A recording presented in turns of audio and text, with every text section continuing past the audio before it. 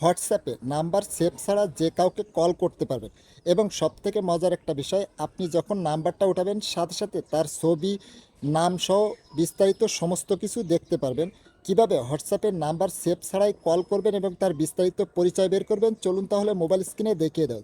ভিডিওটা টাইমলাইনে শেয়ার করে রাখতে পারেন, যখন প্রয়োজন পড়বে দেখে নিতে পারবেন এবং পেজটিকে ফলো করে রাখতে পারেন এরকম সব ইনফরমেটিভ ভিডিও পেতে। ফার্স্ট অফ অল আপনার হোয়াটসঅ্যাপ অ্যাপসটাকে ওপেন করবেন। যে এখানে যে কলের মতো আইকনটা দেখতে পাচ্ছেন এর উপরে ট্যাপ করবেন। ট্যাপ করার পরে এখানে পেয়ে যাবেন কল আইকন, আবারও এর উপরে ট্যাপ করবেন।